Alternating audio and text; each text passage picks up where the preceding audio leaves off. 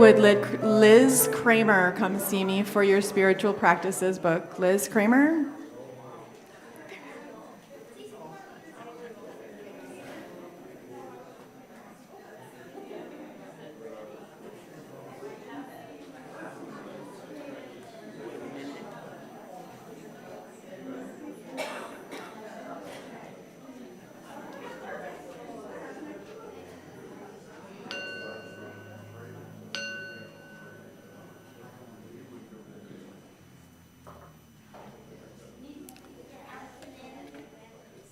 Good morning, everyone. Welcome to church. Here at UCOV, Unitarian Universalism is a big faith, and we have a big message, that there is one spirit of life that moves within and between us, excuse me, and calls us to care for each other. Our faith celebrates the beauty, diversity, and goodness of all creation and all life. We believe in love and compassion for all. And I have a lot of announcements today. Sorry. Let me get my water.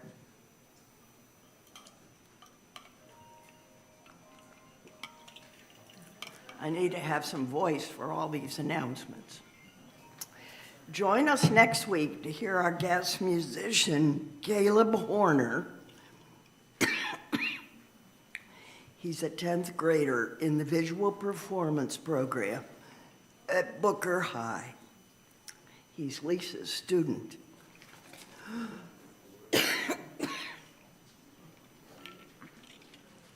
On October 29th, we have a trunk or treat with IVMS, the Montessori school. You can sign up to have a trunk or donate some treats. Contact Kathy Avery. On October 31st, we have a Halloween gathering. It's at 5 o'clock in the sanctuary. It's a potluck. Wear a costume, which is optional. And Pam is going to come as her favorite philosopher, she told me. So I don't know what the significance of that is. On November 1st, Building Your Own Theology class with Reverend Amy begins. Sign up will end on October 26th.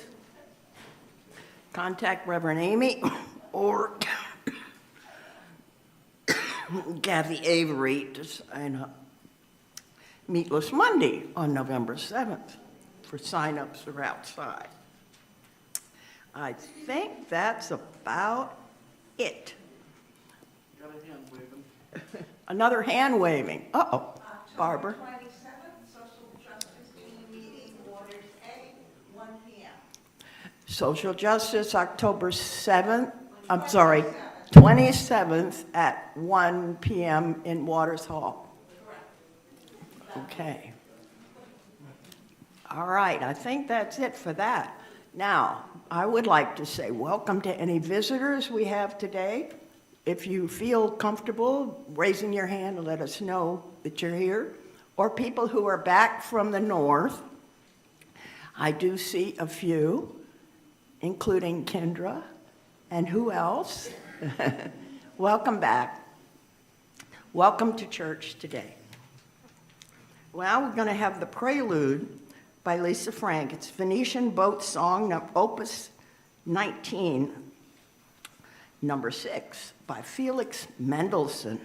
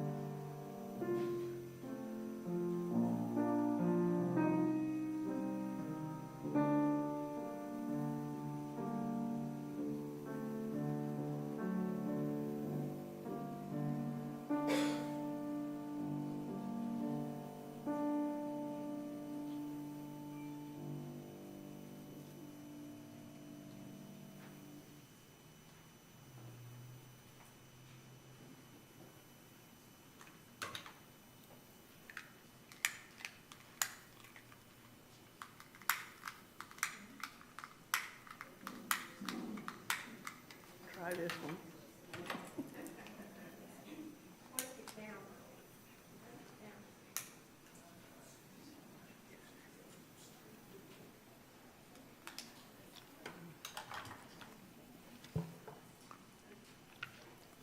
For the chalice lighting today, it's a poem called Thirsty by Gregory Paley. And so we gather from the ebb and flow of our lives, thirsty for connection to ourselves, thirsty for connection to others, thirsty for connection to the larger life. As we light this chalice, may all who gather here be filled with joy and compassion, filled with compassion and love. Here, may we be filled so that we may pour ourselves out into the world.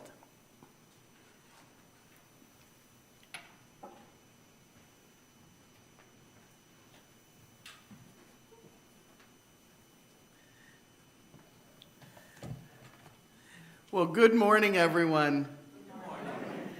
I'm Reverend Amy Petrie Shaw. My pronouns are they or she, and we're gathered here today on land that is the traditional territory of the indigenous Calusa people. I want to open today in this gorgeous place with some lovely, playful, joyous words from E.E. Cummins. And for those of you who know Cummins, their work relies on the playful use of words. This is what they had to say about the joy of waking up to the natural world.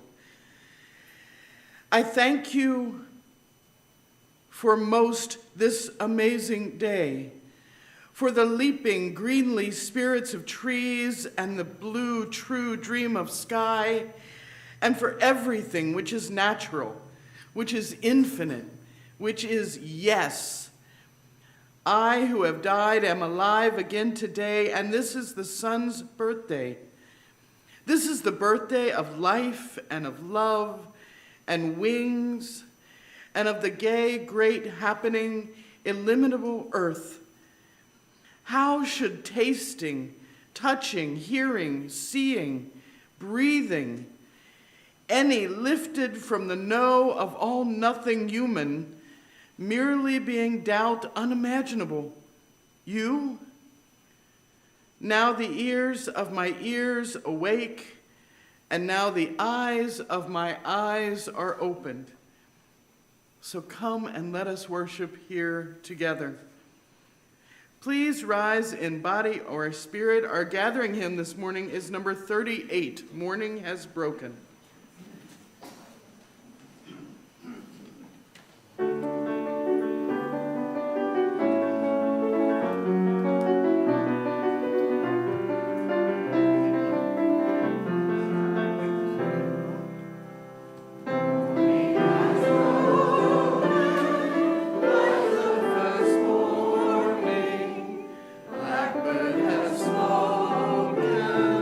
Like the first bird.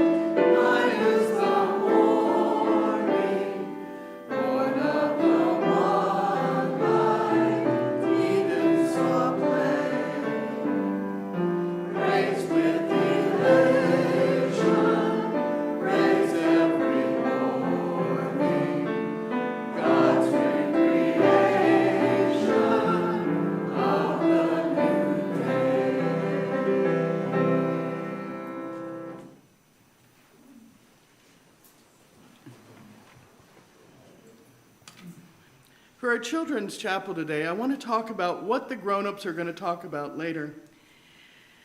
And what we're talking about today is being in right relation. Well, what does that mean? It means we learn as people how to be in a relationship with other people. We get taught that from the time we're very tiny. So you guys have learned things like don't walk up to people and smack them one. And you've learned things like share your cookies and don't be mean, and when mom says it's time to go to bed, you really need to, or mom gets upset. We know how to be in relation to other people. We know how to do things like say, I'm sorry when you step on somebody's toes. Thank you when they make you a cup of coffee or hot chocolate. We got that. We're not always great at it, but we know how it's supposed to go. But when you're not talking about another person, when you're talking about how should you be in right relationship with a planet, people aren't so good at teaching us how to do that. So today we're going to be talking about what it means to be in right relationship with a planet and why we should be doing that. And we should be doing it because it's all part of one thing, a web that we're connected to as people. So that's what we're talking about today.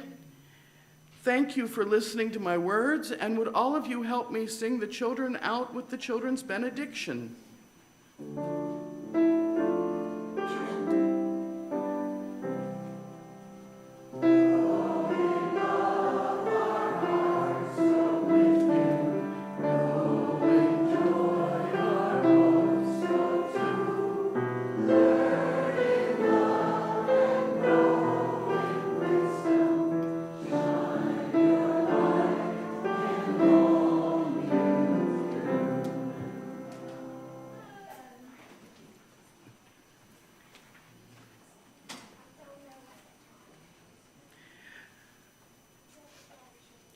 I repeat this every week because it is so important.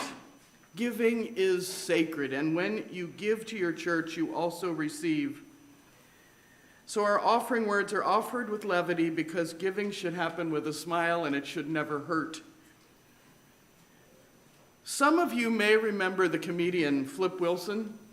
Anybody remember Flip Wilson? All right, I've got some. He tells the story of a preacher who was trying to get his people to be more enthusiastic about their church. And in his sermon, the preacher said, if this church is going to get anywhere, it has to learn to crawl. And the people said, let it crawl, Reverend, let it crawl. And he said, and after it learns to crawl, it has to learn to walk. And the people said, let it walk, Reverend, let it walk. And then he got really excited and he said, after the church learns to walk, it has to learn to run. And if the church is going to run, it's going to take money. And the people said, let it crawl, Reverend, let it crawl.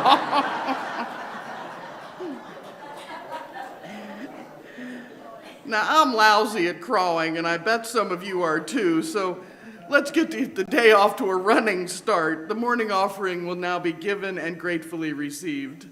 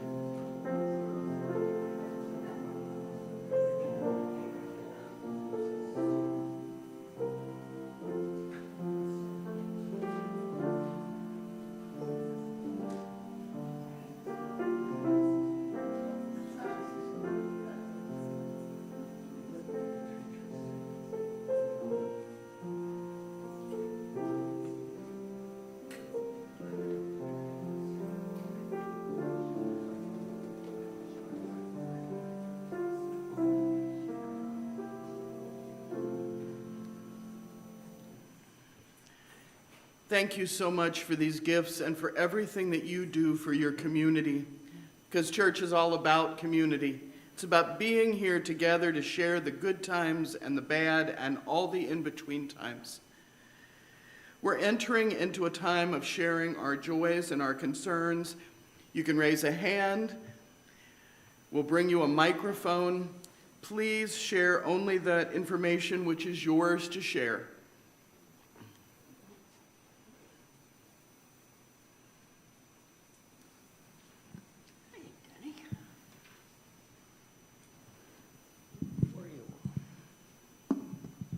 Good morning, Jean. My husband is too modest. I have several things to share briefly. John is too modest to wear his gold medal to Sunday congregation, but he did say I could brag about him. He was in, briefly.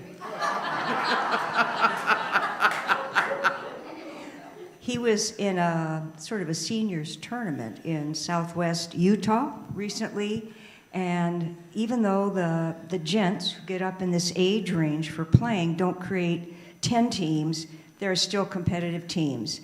And his team, Outback, won because they defeated the Brazilians. So he does have a gold medal, no autographs. Number 2, oh, volleyball. The second thing is that in November, we do have a book club coming up for a book called The Search by Michelle Honeven, and I purchased 2 copies last year when it was released with notes inside saying, please circulate. We're fortunate that Dick Canarelli has arranged a participation on the part of the author, and I apologize, I can't tell you the date in November. However, for those 2 copies of The Search, if you find them in your possession, read them and move them on to other folks. November 10th. Richard, November 10th. At 1 o'clock. 1 o'clock, here in the sanctuary.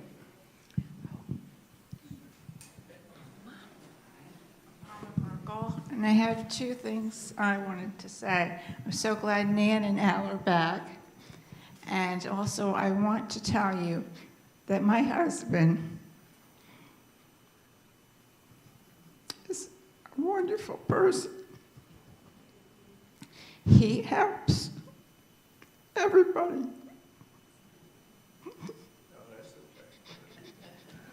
In our community, we have a lot of debris, and he went out helping, even though he's in pain. He went out.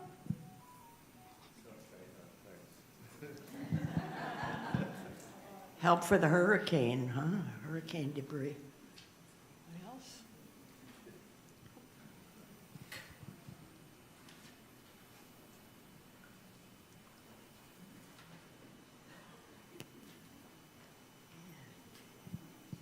Here's Kendra Munns.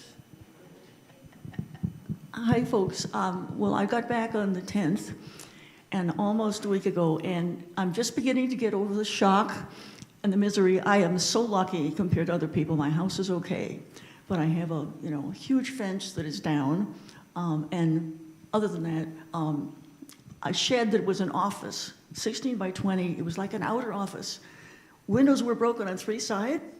The rain, I'm told, horizontal, and everything is flooded. So you remember? Some of you remember the movie series "This Is Your Life"? My life is in there, and it's a total mess. So anyway, a sense of humor, but you have to. Rosemary. Hi, I'm Rosemary Hagan, and I'm a refugee from the hurricane, which I observed from the 3rd floor of my apartment at Aston Gardens. And I will say it looked quite angry and quite strong, and I got impressed. And it blew a few tiles off my building, and I have a warning for all of you. If you're going to rent an apartment, rent the second floor, not the third. And then be happy. As it was, 15 people came into my apartment, scared my cat, scared me. We're there last Sunday from 9 until 5, building plastic caves, putting plastic all over the ceiling, and then picking up their plastic caves and leaving with quite a lot of dust. And I didn't see the cat for 10 minutes after they left. He was sure that they were still there. And unfortunately, they weren't. But anyway, we still are living strangely in Aston Gardens. We are getting bagged lunches, and actually they're quite good, sometimes better than the real lunch. But we do not complain. Ha ha. Yes, I just want to tell you, it doesn't matter if you're not on the top floor. I live on the 3rd floor, and there is a 4th floor in my building, but tiles from the next building blew into the window of that condo, and thank God they had carpeting because it absorbed a lot of the water. The bed was gone, you know, it was just a mess, and water started coming through the light fixtures in one part of my bedroom, and thank God I had a bag with a tablecloth from the dollar store, which became my new drop cloth, and that and probably about a dozen beach towels salvaged me, and I had my handyman over the day, a couple days after the storm, and I don't have enough damage to meet my deductible, but that's good. And he'll be back next week to help me, you know, repaint and whatever, but being on the top floor isn't the worst.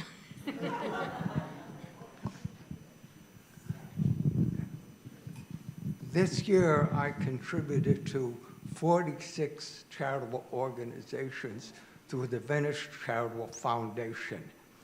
And all of a sudden, I'm getting thank you letters. It's astounding, and I'm so grateful I did what I did.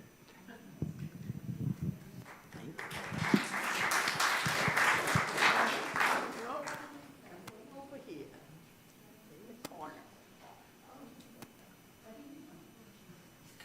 Jean, where's Fran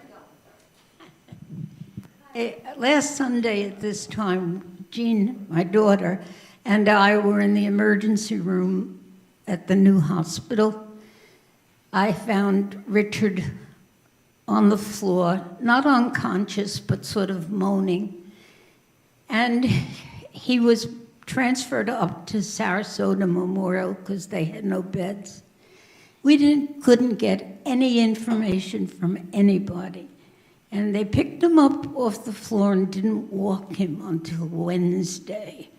The care was horrible. The information sharing was worse. But I believe they were opened in the ward or the floor that he was on because of overflow from the hurricane. But he is, in a way, a victim of the hurricane because he has dementia and was starting to sundown and couldn't understand what was going on when we evacuated to my nephew's. So he won't be coming home. He's in the Edvina nursing home on Pinebrook Road. And between the hurricane and his collapse, it was a very remarkable week. And without my daughter, I'd been in the bed next to him. Hi, I'm Jean Sibbers, better known as Fran Vanasek's daughter. And I just wanted to thank Donna Jewett for stepping in the void that I had left by needing to go back home to North Carolina right after the hurricane. And she made sure that Mom and Richard had food and water and shelter. She was an angel.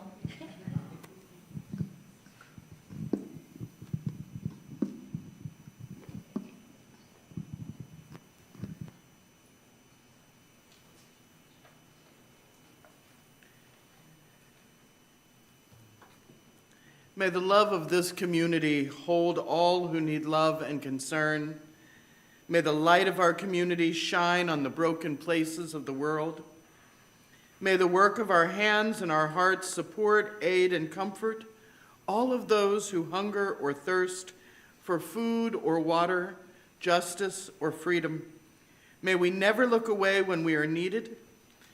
May those who are grieving be comforted. May those who are tired find rest.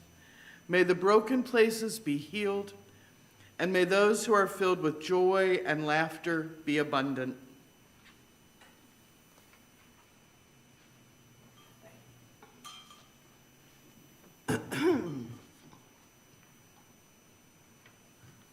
I have a piece of sea glass here.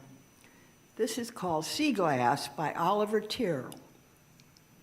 This weathered jewel began as normal shards of shattered glass, but given enough time and natural persistence from the seaboards, that sharp, translucent, brittle crystalline material, just so much composite sand, is ground from broken bottles and even distant shipwrecks, until sharp edges become smoothed and round.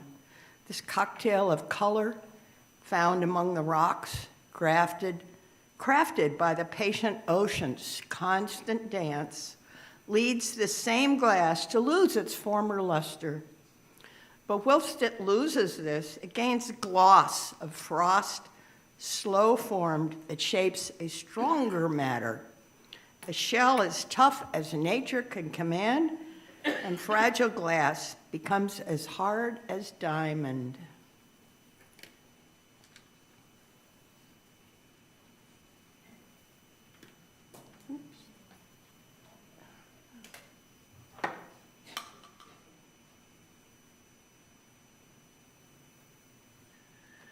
Please join me in 1 minute of silent thought, meditation, or prayer.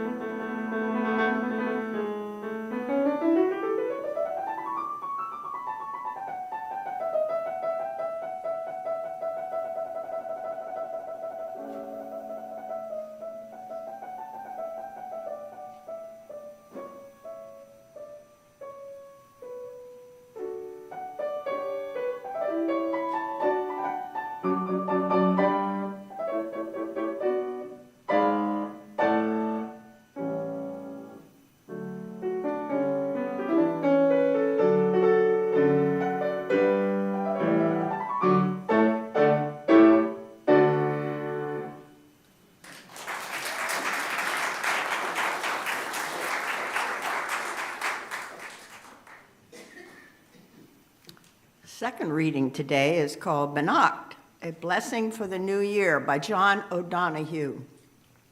On the day when the weight deadens on your shoulders and you stumble, may the clay dance to balance you.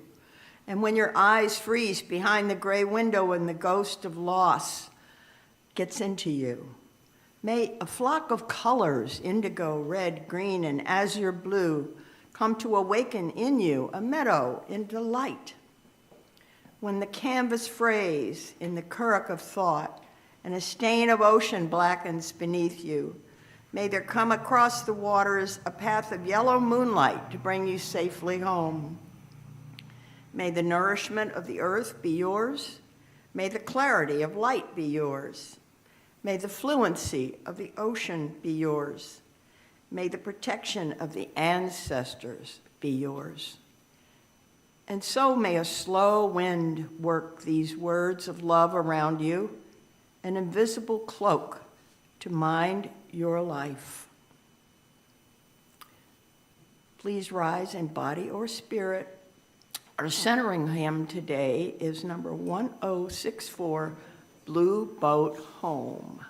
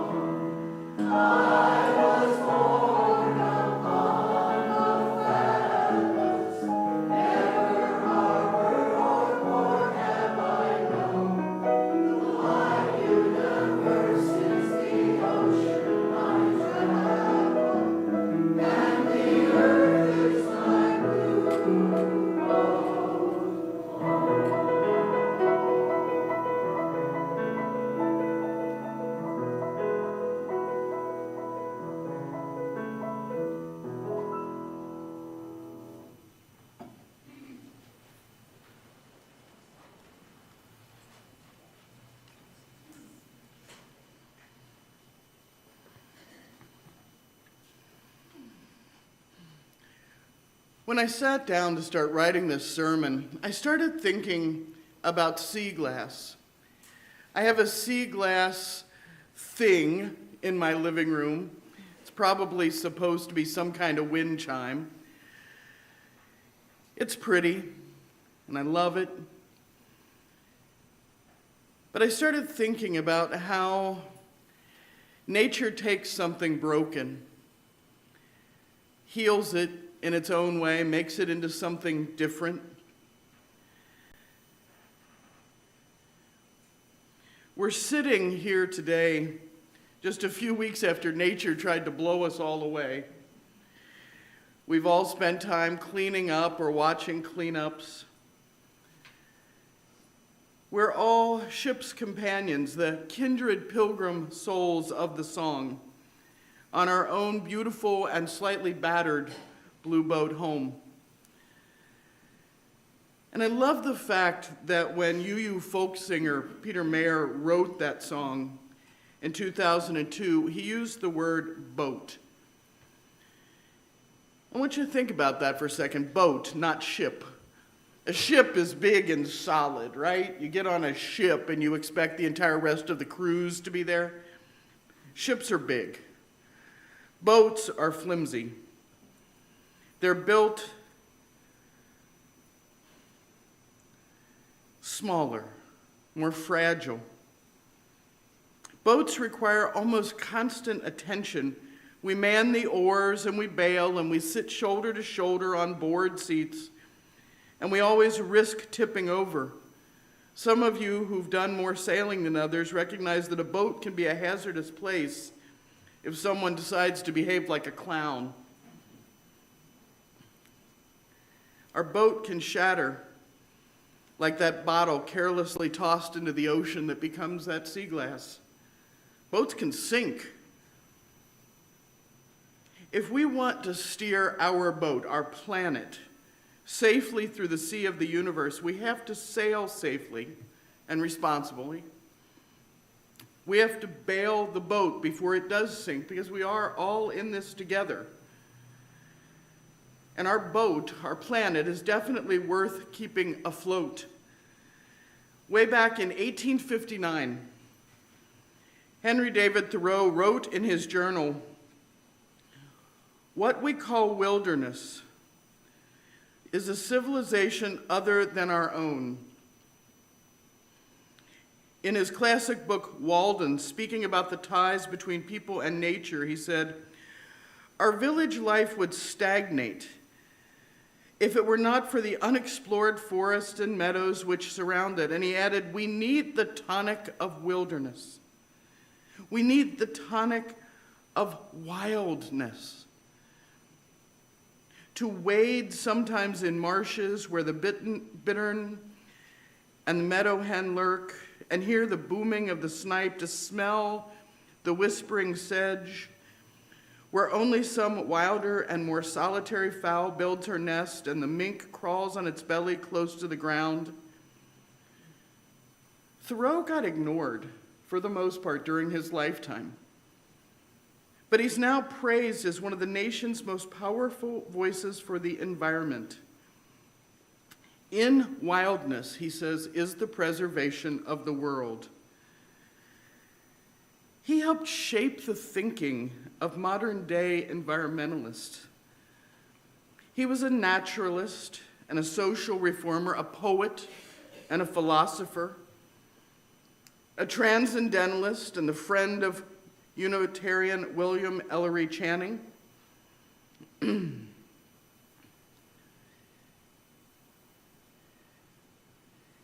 a river, he found the flow of eternity. Climbing a mountain, he felt his spirit move closer to something ultimate. "I believe in the forest and in the meadows and in the night in which the corn grows." In nature, he saw the divine rather than in some exterior something. He said, "Heaven's under our feet as well as over our heads." As a high school student, now I read Thoreau. I was forced to read Thoreau. I imagine some of you were too. And my response was less than brilliant. After reading Walden, I recall that my response was something like, "Cool,"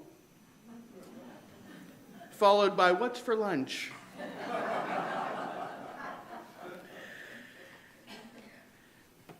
As Cartman says in the adult cartoon series South Park, this was tree-hugging hippie crap. And I wasn't about to go hug a tree. It just wasn't me. And then I went down to Lake Cumberland in south central Kentucky.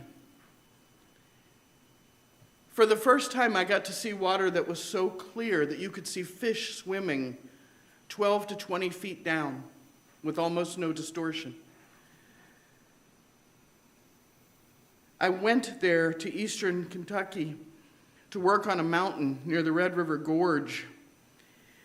It was the first time in my life I got to drink water directly from a creek without worrying about having to spend a week in bed being sick afterwards. I went cave diving. I tried rock climbing. I stopped to smell the woods, and I learned about the cucumber smell of snakes and the unbelievable odor of acres of honeysuckle. I fell in love with that nature. You don't have to travel far from here to get to the good stuff. Casperson Beach, the rocks, the sound of the water, the Everglades, all the little ponds and lakes, all beautiful in their own way, the incredible smell of the ground here after a rain, the roll of the ocean right at sunset. These are the wild spaces, the pure spaces that call something deep inside of us. You don't have to be Thoreau to see the divine there, the ultimate there. Something in nature calls us to transcend ourselves, to step out of isolation and take our place in that web of life. As Unitarian Universalists, we have to ask, what is that larger thing? What is the planet to us, and how do we relate to it? Does it matter? We believe in an interdependent web of existence. It's pretty self-evident. We recognize the spiritual teachings of earth-centered traditions. I've spoken to a lot of people who recognize in deep and fundamental ways that the earth is more than scenery. Our whole planet these days isn't feeling too well. Many of the protected, beautiful spaces are still around and doing fine, but there's damage. About 10 years ago, I went back to Lake Cumberland. And for those of you familiar with the area, it was when they were lowering the level to work on the dam a little bit. Garbage was everywhere along a lot of the shoreline and piled up in the coves. The water level was very low, and the main channel was a muddy mess, and there was styrofoam all over. In eastern Kentucky, the stream that I had drunk from was still there, but I got warned by friends who owned the property it's not real safe to drink from anymore. The problems aren't just local, though. They're not just in the south or in the north. The water around Greece is still pure and blue. In Alberta, Canada, the mountains are still glorious. But in the North Pacific Ocean, there's a floating mess of plastic garbage. The Great Pacific Garbage Patch. It even has a name, it's so big. NOAA's marine debris program can't accurately estimate the size completely, but they think it's the size of Texas. Yeah. If you ever watch video on it, it's unbelievable. It's about 3 meters of garbage bobbing along. They've got some video out there of some folks diving through it in full wetsuits because they don't want it touching them particularly. 80% of the plastics in the patch have been washed from land. The Amazon rainforest, the lungs of our planet, they were once 14% of our land mass. They're down to less than 6%. There are lots of stories like that. Our boat's gotten a little battered. So what do we do? Well, the good news is we can start right here, right now. We can start small. During the beginning of the pandemic, we proved that nature will heal. Some of you may have seen the canals in Venice after a month without people, crystal clear with fish coming back to them. It's amazing. Nature heals, and it heals quickly. We can try to work with our planet as a living piece of the web rather than as something big and round we kind of stand on. We can change the way we think about the boat. And like I said to the kids this morning, this is not always easy because we know how to interact with people. Don't kill, don't steal, don't randomly hit people. If we drove by a woman standing on the side of the road with a broken down car, almost 100% of us would have similar, not the same, but similar responses. We might handle it differently. Some of us will drive by and go call for help. Some of us will pull over and stop. Some of us will drive to the next police station and get help. Some of us might just drive by and look over here and pretend we don't see her. But almost none of us will aim our car for her and try to take her out. We understand that there is a social contract, that you don't do that, right?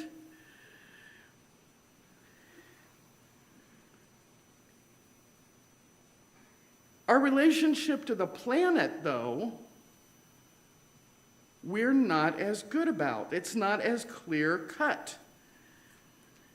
It's a challenge to be in right relationship with something that can't talk back easily and that you're standing on. But the earth is a system. Now, some of you may know this. In the 70s, a chemist named James Lovelock and a microbiologist named Lynn Margulies, they introduced something that came to be known as the Gaia theory. They proposed that everything on the planet, all the organisms, all the critters, all the greenery, all the inorganic surroundings to the earth, they form a single and self-regulating complex system maintaining the conditions for life on the planet.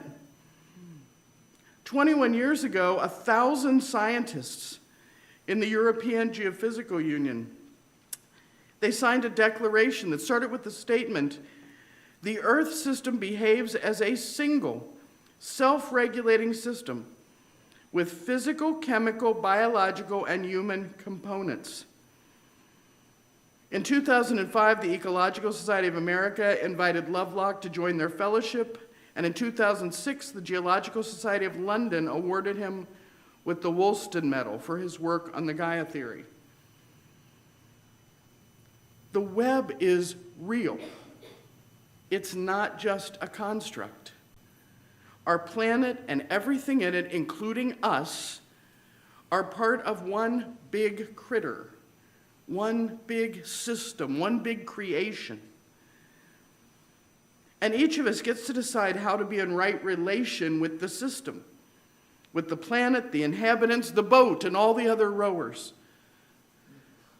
We get to determine how much to bail and how much to bless and how much to talk. We have to realize that bailing has to happen. We got to do the things. And if we're not willing to do it, the system will continue to get damaged, and the boat really may tip us out. Once we figure out our personal relationship to the planet and think about the global impacts of the current damage, we can turn back to ourselves and our lives and ask, how do we do what is right? How do we cross into our own personal borderlands, places where we're called to live out our beliefs and be transformed? How do we really, really come to recognize we're part of a web, and what does that mean for how do we live?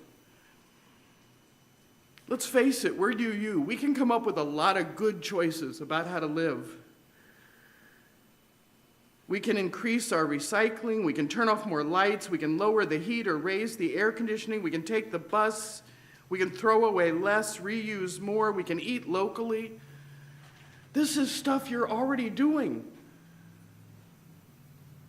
We can transform our understanding of the planet under us and recognize it for the living presence it is. We can live our values and even perhaps sacrifice both time and convenience to demonstrate our commitment to the web. We can pick up our buckets and bail as hard as possible. So I've got my bucket. What about you? Peace, blessings, and happy bailing.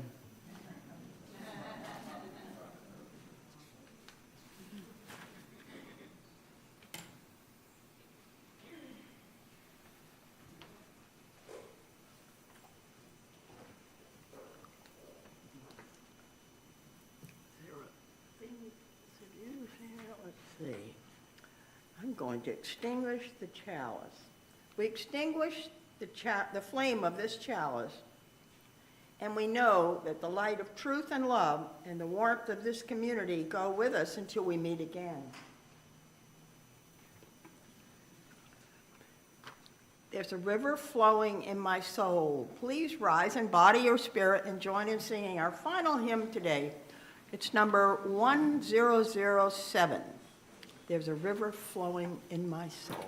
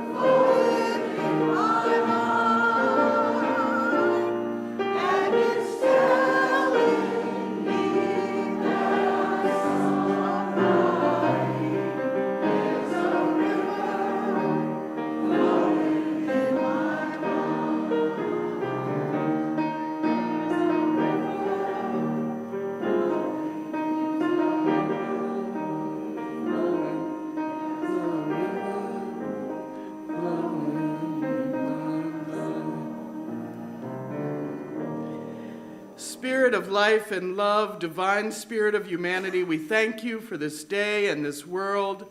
May we sail boldly along our journey, adventuring through bright and beautiful, dark and wild.